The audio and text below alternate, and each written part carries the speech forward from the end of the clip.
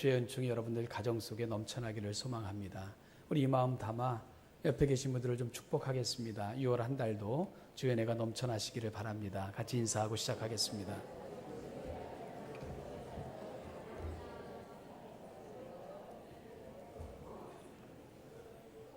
오늘 우리가 함께 나눌 하나님의 말씀은 스가랴 2장입니다. 스가랴 2장 1절 말씀부터 5절 말씀, 구약성경 1314페이지에 기록되어 있습니다. 교독하는 방법으로 읽고요. 5절은 같이 읽는 방법으로 같이 교독하겠습니다. 내가 또 눈을 들어본즉 한 사람이 측량줄을 그의 손에 잡았기로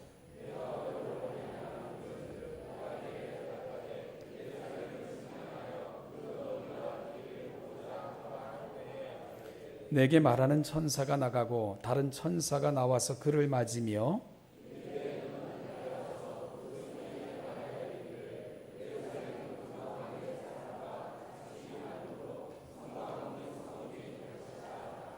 여호와의 말씀에 내가 불로 둘러싼 성곽이 되며 그 가운데에서 영광이 되리라.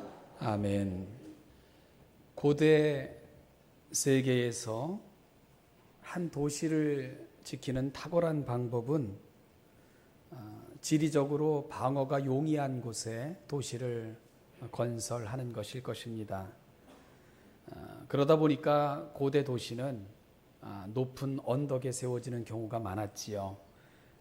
지대가 높아서 사방이 한눈에 보여 어느 방향으로 적군이 몰려와도 다 관찰할 수 있었고, 또한 적들의 접근이 어려운 그런 지역은 천연의 요새라고 그렇게 불려지기도 했습니다. 그리고 그런 지역에 거주지를 정했다면, 성을 정했다면 그 다음은 그 도시 전체를 견고한 성곽으로 두르는 것일 것입니다. 그러면 적들은 감히 그 도시를 함부로 넘보지 못하겠지요. 성경에서도 다윗이 집권하자마자 수도를 예루살렘으로 옮기게 되죠. 이유가 있습니다. 예루살렘은 깊은 골짜기로 둘러싸여 있어서 또 높은 곳에 위치해 있기 때문에 그 도시로 수도를 옮긴 것은 다윗은 그 도시의 안정성, 그런가 하면 방어의 용이함, 그리고 지키기의 수월함, 이런 것들을 고려해서 예루살렘으로 그렇게 수도를 옮기게 됐던 것입니다. 그리고 다윗은 그곳으로 수도를 옮기고 나서 전체 도시를 성곽으로 둘러쌌는 그런 건설도 함께 했던 것을 우리가 알게 됩니다. 지금도 예루살렘에 가보면 그때 흔적들이 많은 부분에서 남아있는 것을 또 관찰할 수 있게 되고요. 여러분, 이것은 고대 세계의 일반적인 상식이었습니다. 그런데 오늘 본문을 보면 이런 상식이 깨지고 있는 것을 우리가 볼 수가 있게 되는데요. 4절에 보면 너는 달려가서 그 소년에게 말하여 이르기를 예루살렘은 그 가운데 사람과 가축이 많으므로 성곽 없는 성읍이 될 것임이라. 이 본문은 장차 되어질 예루살렘을 향한 예언적 선포입니다. 예루살렘은 그 가운데 사람과 가축이 많은 그런 성읍이 될 것이라는 것을 스가랴의 입을 통해서 하나님은 예언하고 계신 것입니다. 여러분, 그러면 뭐가 필요하죠? 견고한 성곽이 필요한 것입니다. 견고한 진이 필요한 것이지요. 그래야지만 그 성은 보존될 수 있고 보호받을 수 있기 때문에 그렇습니다. 그런데 하나님께서는 스가랴에게 어떻게 말씀하고 계십니까? 그 성은 성곽 없는 성읍이 될 것이라, 이렇게 말씀하고 계신다는 겁니다. 여러분, 그러면 그 성의 안전은 어떻게 보장을 받을 수 있습니까? 우리가 아는 것처럼 이 팔레스틴이라는 땅 쉬운 땅이 아닙니다. 여러분, 전쟁의 소용돌이에서 한순간도 자유롭지 못했던 땅이 바로 이 팔레스틴 땅인 것을 알고 있지 않습니까? 그래서 어떤 역사학자는 이 팔레스틴의 땅을 깊이 파고 들어가면 그 땅의 색깔은 검은 색깔이 아니라 아마 붉은색일 것이다, 이렇게 그 땅을 상징적으로 이야기하기도 했습니다. 왜 그렇죠? 그토록 전쟁으로 인해서 핏부림이 많았던 땅이 바로 그 땅이었다는 것을 그런 식으로 표현하고 있는 것입니다. 그리고 아는 것처럼 지금도 이 지긋지긋한 전쟁이 끊임없이 계속되고 있는 땅, 그 땅이 바로 이 팔레스틴이라는 것을 우리가 알고 있지요. 그러면 여러분, 견고한 성곽은 필수 아니겠어요? 성곽이 사라진다는 것은 그 땅이 보호받기 어렵다는 것을 의미하기 때문에 그런 것입니다. 성곽 없는 성읍. 도대체 그 성은 어떻게 보호받을 수 있는 것인지, 그리고 왜 이런 말씀을 하고 계신지, 오늘 이 부분을 저와 여러분들이 나눈 본문을 통해서 살펴보고자 합니다. 먼저요, 이 책을 기록한 스가랴는 제사장 가문에서 태어난 사람인데, 그가 태어났을 때 그의 조국은 바벨론의 포로로 끌려가 있었던 상태였습니다. 그러니까 그는 포로민 가운데서 태어난 사람인 것이지요. 그러다 이 포로 생활을 하던 유대인들에게 하나님은 놀라운 역사를 이루셨는데, 바사왕 고레스의 마음을 감동시키셔서 너희 땅으로 돌아가도 된다 하는 칙령을 내리게 했던 것입니다.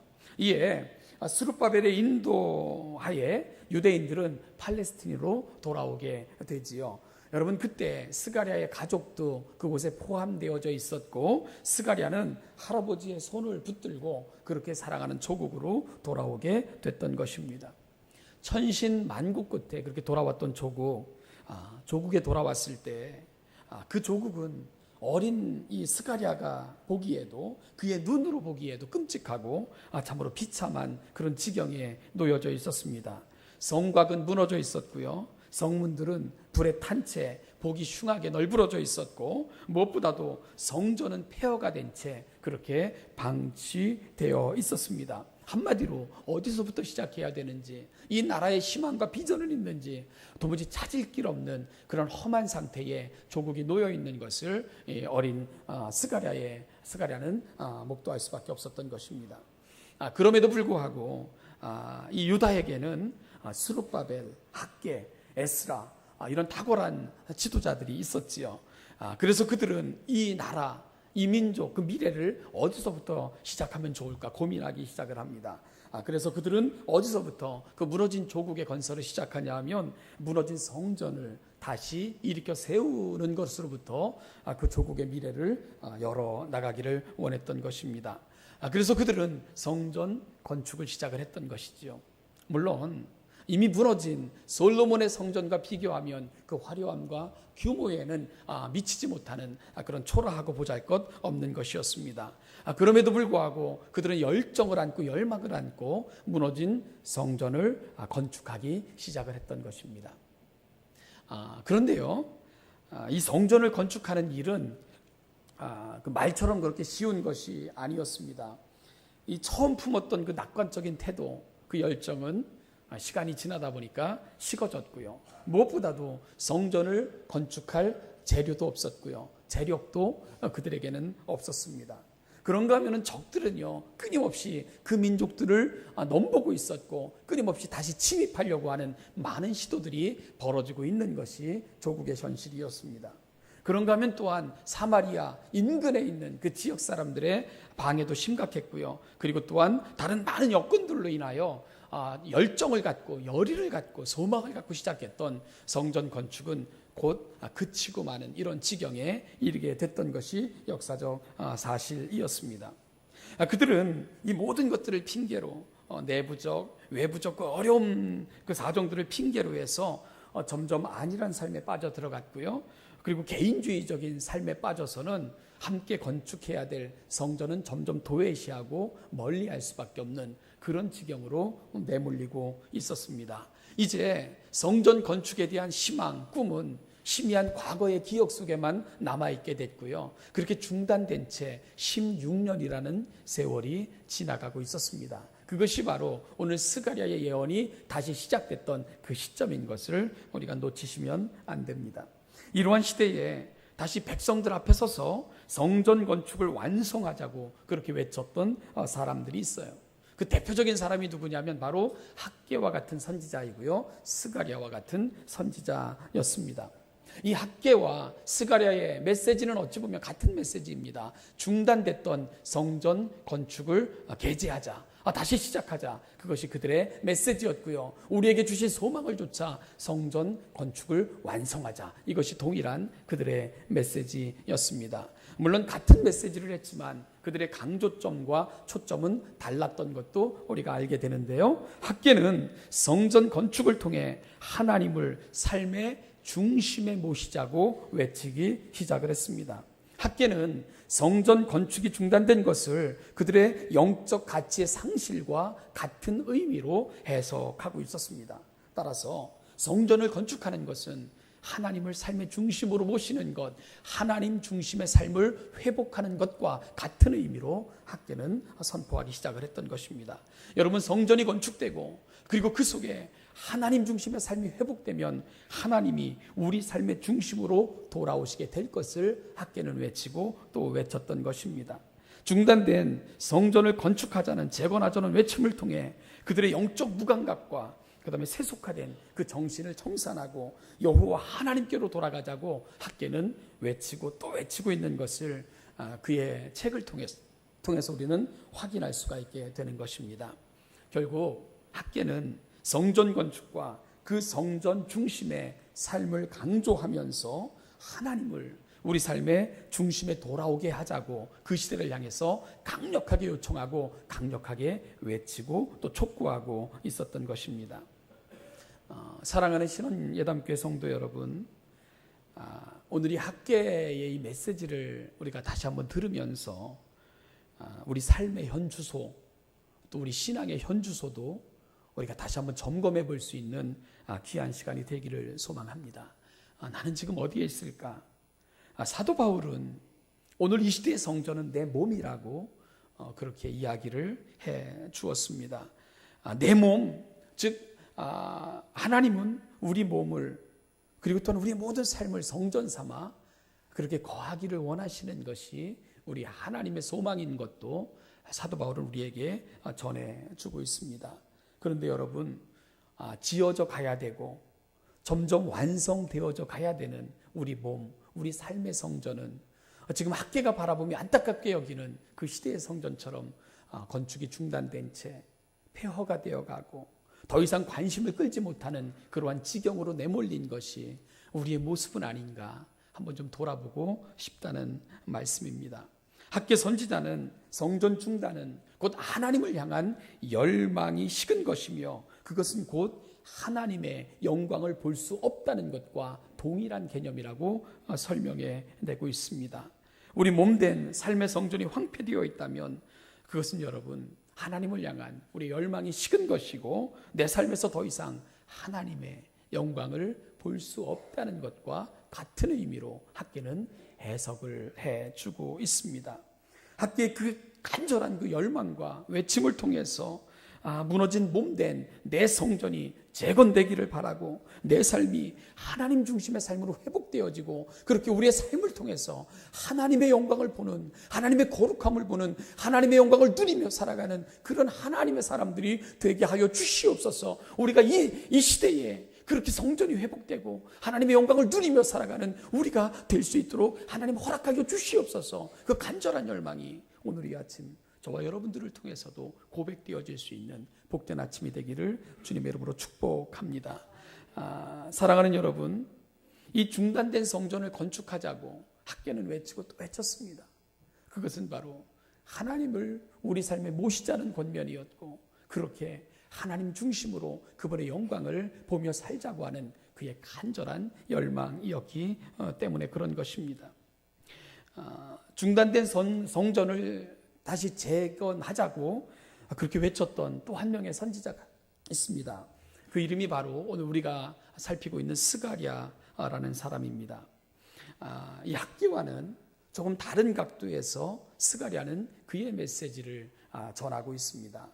여러분, 학개의 메시지가 하나님의 영광의 회복이라면 이 스가랴는 미래의 꿈과 그의 메시지를 연결시키고 있다는 사실입니다. 이 스가랴의 메시지는 미래의 꿈을 향한 그의 소망과 연결이 되어 있는 것을 우리가 알 수가 있게 됩니다.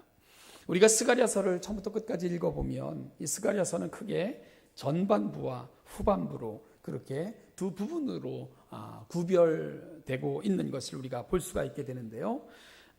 전반부의 그의 메시지는 8개의 환상을 통해서 그렇게 전개가 됩니다. 그 8개의 환상은 하나님의 구원과 회복과 관계가 되어 있는 것을 또 확인받을 수 있게 되고요. 하나님께서는 그 민족을 회복시키실 것입니다. 하나님께서는 시온과 그 안에 있는 백성들을 구원하실 것입니다. 하나님은 압제당하는 그 이방의 적들로부터, 그들의 손아귀로부터 그들을 구해낼 것이고 이방을 부끄럽게 하실 것입니다. 하나님은 그 안의 백성들을 보호하실 것이고 순결한 신부처럼 그렇게 지켜내실 것입니다.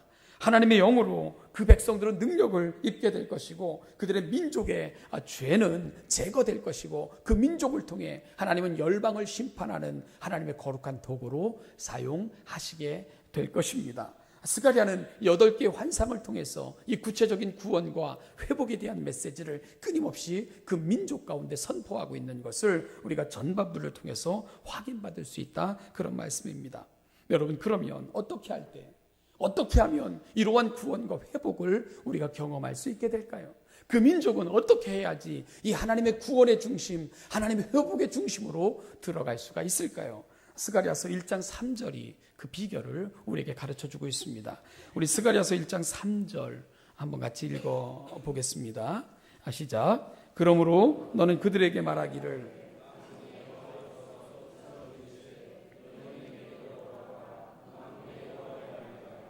그리하면 내가 너희에게로 돌아가리라 만군의 여호와의 말이니라. 여러분, 어떻게 하라고요? 내게로 돌아오라고 하나님께서 요청하고 계신 것을 들을 수가 있게 됩니다. 이것이 살 길입니다. 스가랴는 하나님께서 역사를 통해서 시대마다 그 사랑하는 백성들에게 들려주셨던 그 음성을 기억하고 내 백성들에게 다시 전하고 있는 것입니다. 살 길을 알려주겠다는 것입니다. 그게 뭐죠? 여호와께로 돌아가자는 것입니다. 여호와께로 돌아가자는 것입니다. 여러분, 그런데요, 하나님의 안타까움이 있어요. 이런 하나님의 초청을 그들의 조상들은 귀 기울여 듣지 않았던 슬픈 과거의 역사가 있기 때문에 이 스가랴의 메시지는 더욱더 간절했는지 모릅니다. 4절 말씀을 보니까 너희 조상들을 본받지 말라. 옛적 선지자들이 그들에게 외쳐 이르되 만군의 여호와께서 이같이 말씀하시기를 너희가 악한 길 악한 행위를 떠나서 돌아오라 하셨다 하나 그들이 듣지 아니하고 내게 귀를 기울이지 아니하였느니라. 여호와의 말이니라. 여러분, 하나님께서 스가랴에게 뭐라고 말씀하고 계십니까? 내 백성에게 전하라. 내 백성에게 알려주라. 너희는 내게로 돌아오라. 그러면 내가 너희에게로 돌아가서 너희 가운데 거할 것이다. 그렇게 말씀을 주셨는데 하나님이 덧붙이는 말씀이 있습니다. 그런데 스가랴야, 내가 이런 말을 한두 번 해본 것이 아니란다. 그런데 너희 조상들은 내 말에 귀를 기울이지 않았고 내가 그들에게 요청하는 그 요청을 그들은 귀담아 들어주지 않았단다.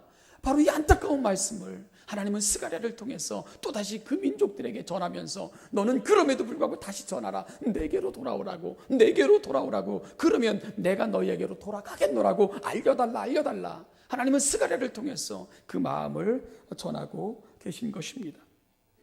그들의 조상은 여호와의 초청에 귀를 기울이지 않았어요. 여러분, 그 결과가 뭡니까? 그것이 바로 70년간의 바벨론 포로로 연결됐던 슬픈 과거, 슬픈 역사를 그들은 경험했거든요.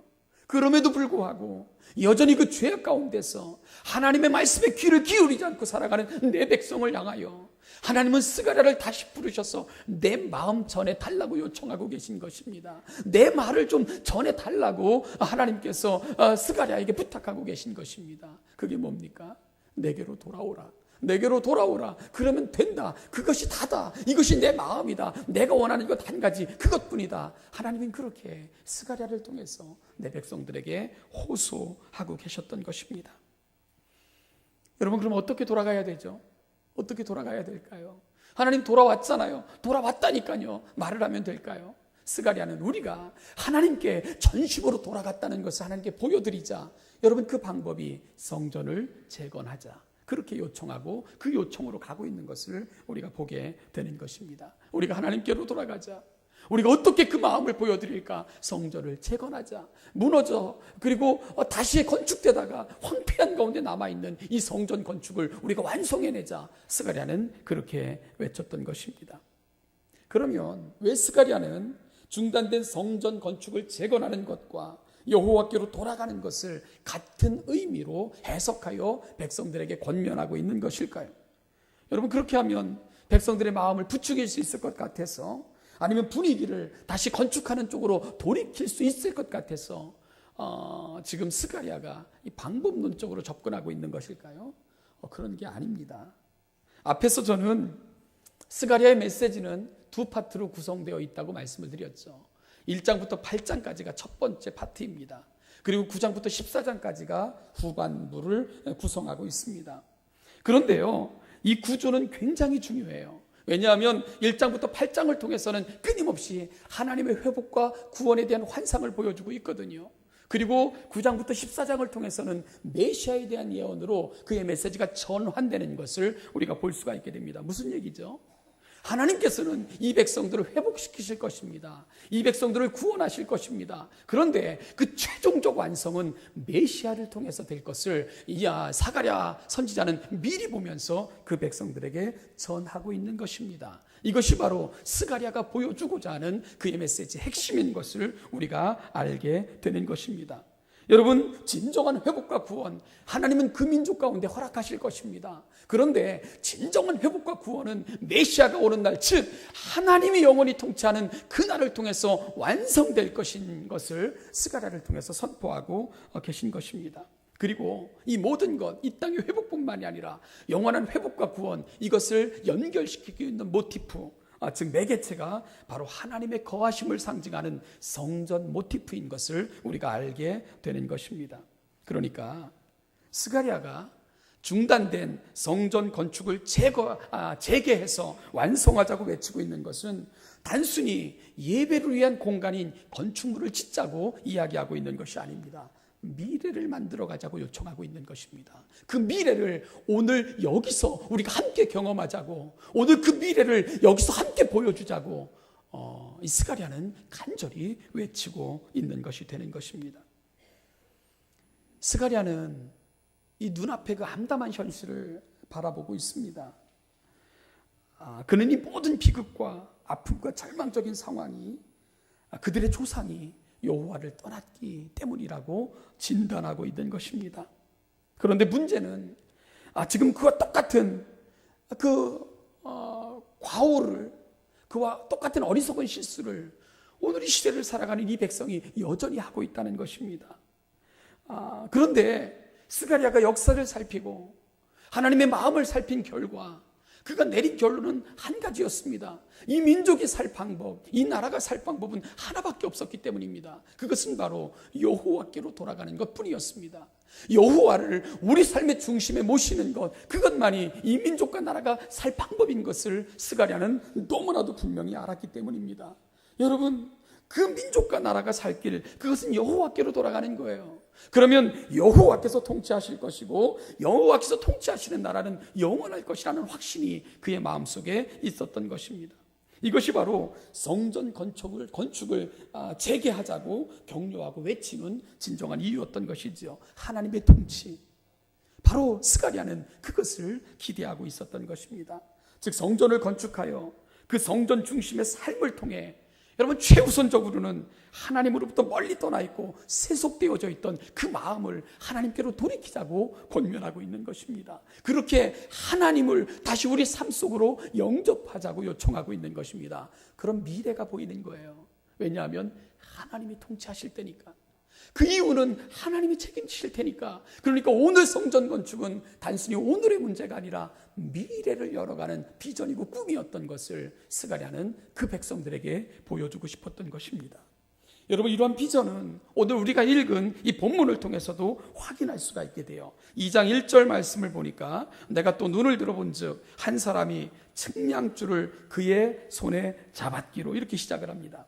두 명의 측량하는 천사가 이 세 번째 비유, 이게 세 번째 환상이거든요. 환상에 등장을 합니다. 여러분, 왜 천사는 측량줄을 잡았을까요? 예루살렘 성을 측량하기 위해서입니다. 궁금했어요. 그래서 스가랴가 묻습니다. 왜 측량줄을 손에 잡으셨지요? 예루살렘을 측량하기 위해서다. 왜 측량하려고 하십니까? 그러자 천사가 그 이유를 대답을 해줍니다. 그것이 바로 4절 말씀입니다. 이르되 너는 달려가서 그 소년에게 말하여 이르기를. 여러분, 측량했던 천사가 다른 천사에게 그 측량줄을 넘겨주면서 너는 내게 질문했던 그 소년에게, 그러니까 스가랴는 그 당시에 나이가 많지 않았던 것을 알게 되는 것이지요. 그 묻고 또 묻는 그 소년에게 이렇게 대답해 주어라. 어떻게 대답해 주라고요? 예루살렘은 그 가운데 사람과 가축이 많으므로 성곽 없는 성읍이 될 것이라. 그것이 대답입니다. 여러분, 이 부분을 통해 두 가지를 약속하고 있는 거예요. 첫째는 하나님께서 오늘 이 약속을 통해서 우리가 볼 수 있는 것은 하나님께서 예루살렘을 번성케 하시겠다는 거예요. 예루살렘에 많은 사람들이 드나드는 성읍이 될 것이고 많은 가축이 있는 그런 풍성한 성읍이 될 것이라는 것입니다. 그런데요, 그 이야기를 하면서 한 가지 이상한 얘기를 합니다. 그것은 뭐죠? 성곽 없는 성읍이 될 것이라. 그 문제가 생기잖아요. 사람도 많고 가축도 많은데 그럼 어디서 우리 안전이 보장받죠? 이 성의 안전은 어떻게 찾을 수가 있습니까? 그것이 바로 또 의구심으로 이 스가랴의 마음속에 일어났던 것이지요. 그 의구심에 대해서 설명해 주는 것이 바로 2장 5절 말씀입니다. 여러분, 너무 중요합니다. 우리 같이 2장 5절 읽어보겠습니다. 시작. 여호와의 말씀에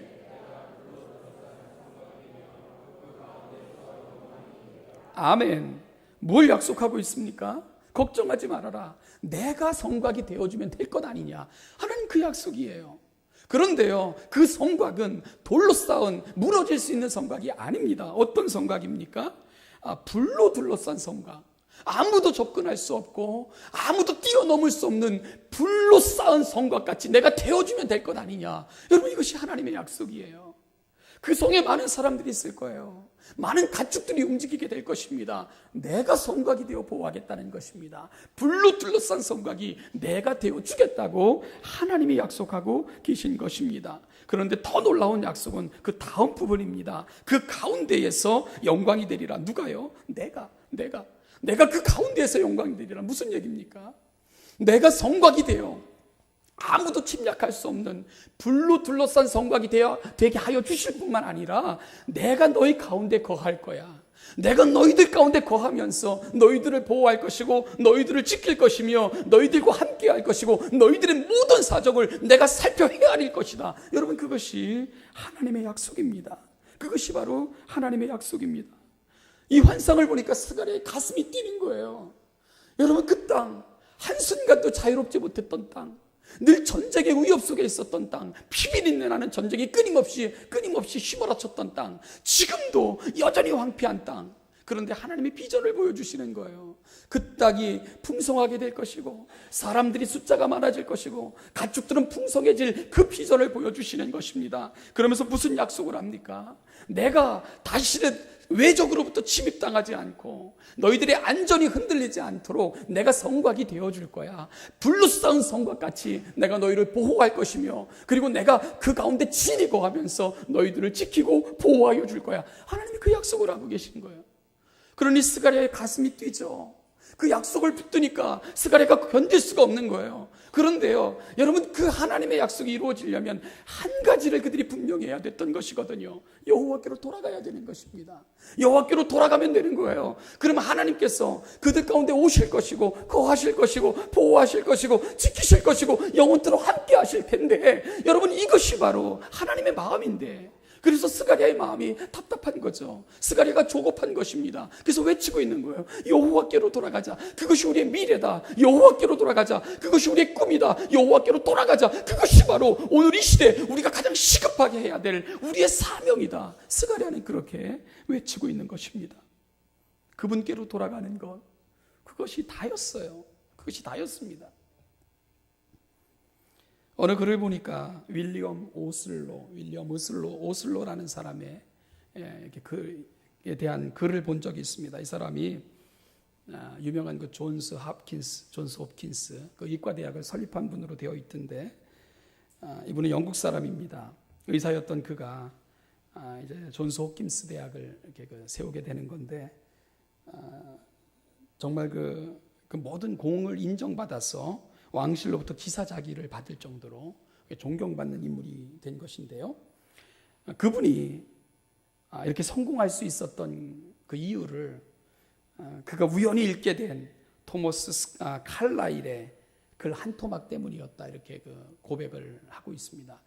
내가 나된 것은 내가 어릴 적, 그러니까 그 젊은 의사 시절에 읽었던 토마스 칼라일의 글 한 토막 때문이었다. 근데 그 글이 뭐였냐 하면, 우리의 중요한 일은 먼 곳에서 희미하게 보이는 것을 보는 것이 아니라 눈앞에 똑똑하게 보이는 일을 하는 것이다.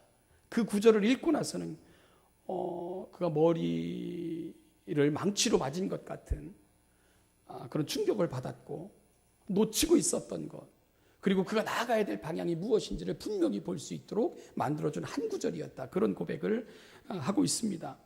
그래서 이 오슬로가 나중에 유명하게 된 후에 예일대에서 이렇게 연설을 할 때 이런 얘기를 했습니다. 미래는 오늘입니다. 여기에 내일이란 없습니다. 사람이 구원받을 날은 바로 오늘이지 내일이 아니기 때문입니다. 그런 얘기를 했습니다. 사랑하는 여러분, 스가랴는요, 오늘 여기서 미래를 보여주고 싶어 하는 것입니다. 마치 오슬로가 붙들고 일어났던 그 말씀처럼 오늘 스가랴는 여기서 미래를 보여주고 싶어 하는 것입니다. 그런데 그 미래는 불확실한 미래가 아닙니다. 세상에서 가장 확실한 미래를 오늘 여기서 내 백성들에게 보여주고 싶어 하는 것입니다. 현실은 암담해요. 척박합니다. 어디에서도 희망을 찾아볼 수 없는 불확실한 미래가 펼쳐지고 있는데, 그 현실 속에서도 스가랴는 아주 확실한 미래가 있다는 것을 보여주고 싶어 합니다. 그게 뭔지 아세요?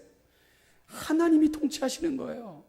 하나님이 맡아주시는 미래, 하나님이 함께 하시는 미래, 하나님이 지키시는 미래, 하나님께서 붙드시는 미래, 그러면 된다는 거예요. 우리를 중심으로 미래를 보면 미래는 불확실하죠. 확실한 거 하나도 없습니다. 그런데 오늘 여기서 우리는 확실한 미래를 붙들 수 있다는 것입니다. 그건 여호와께로 돌아가는 거예요.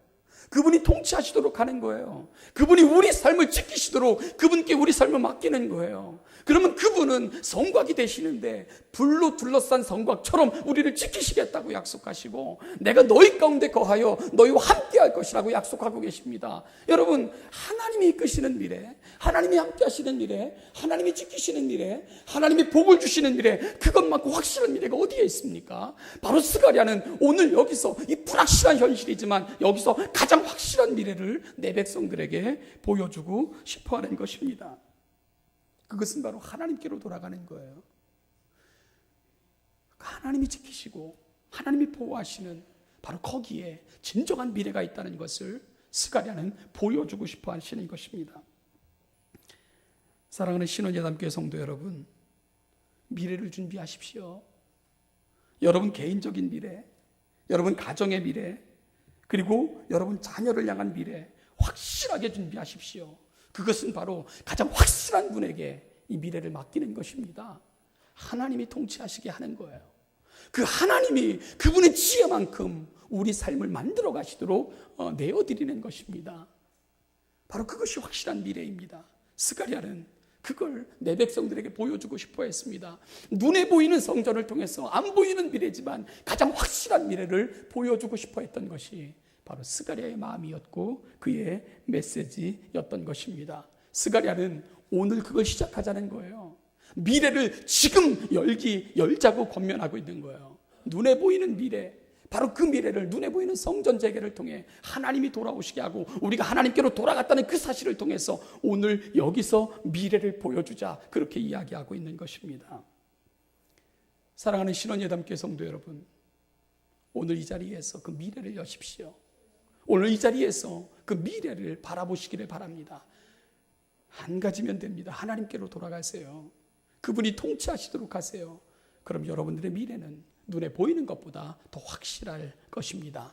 하나님이 여러분 삶에 불담장이 되셔서 성곽으로 보호하실 것이고, 그리고 여러분 속에 거하시면서 모든 것들을 맡아 주관하시고 함께 하시겠다고 약속하시기 때문입니다. 그 미래를 붙드는 우리 신원예담의 모든 성도들 되시기를 주님의 이름으로 축복합니다. 기도하겠습니다. 하나님 아버지, 오늘 이 아침